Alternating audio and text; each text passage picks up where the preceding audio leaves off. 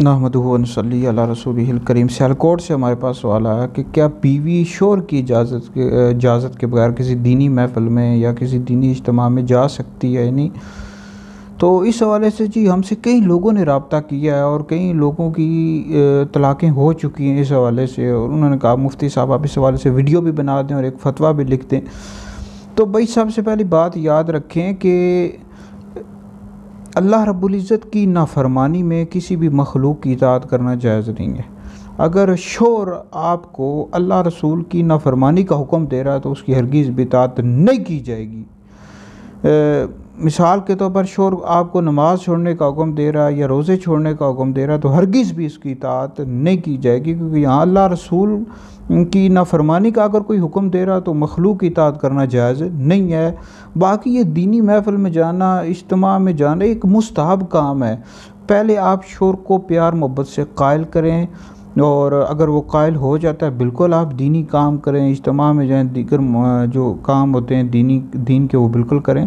لیکن اگر شوہر آپ کا قائل نہیں ہوتا تو لڑائی جھگڑا کرنا، اپنا گھر برباد کر دینا، کئی اسلامی بہنیں بیچاریوں کو پتہ ہی نہیں ہوتا، وہ دینی اجتماع میں جاتی ہیں، گھر میں ان کی لڑائی ہو رہی ہوتی ہے تو شوہر اس پر راضی نہیں ہوتا، تو آپ اس صورت میں شوہر کی اطاعت کریں۔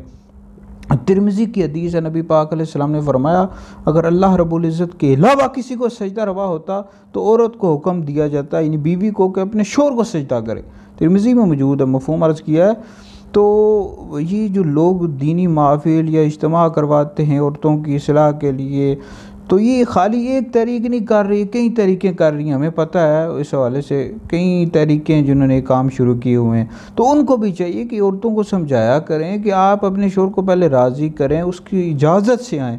کئی عورتیں ہیں اجازت نہیں لیتی اور وہ اتنا جنون میں آ جاتی ہیں کام کرنے کے لیے کہ اپنے شوہر کو راضی نہیں کرتی اور اس کی اجازت بغیر جاتی رہتی ہیں، گھر ان کا ڈسٹرب ہو جاتا ہے، ان کے بچے ڈسٹرب ہوتے ہیں، جس کی وجہ سے طلاقیں ہو جاتی ہیں۔ تو یہ بہت ساری ایسی باتیں ہیں، توجہ کرنے کی ضرورت ہے۔ ہم سے کئی لوگ رابطہ کرتے ہیں اس حوالے سے، ان کی طلاقیں ہو چکی ہیں، تو ہمارے حیدری دارالفتاء اہل سنت سے فتوے بھی حاصل کرتے ہیں اور اس حوالے سے کہہ رہے ہیں ویڈیو بھی بنا دیں۔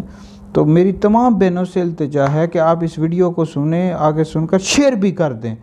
شوہر جو کی اجازت کے بغیر دینی کام کرنا یہ ایک مستحب کام ہوتے ہیں، تو ہرگز بھی آپ شوہر کی نافرمانی نہ کریں اور اپنے گھر کو برباد نہ کریں۔ یہ ویڈیو سن کر آگے بھی شیئر کر دیں، آپ کے لیے بہت بڑا صدقہ جاریہ ہے۔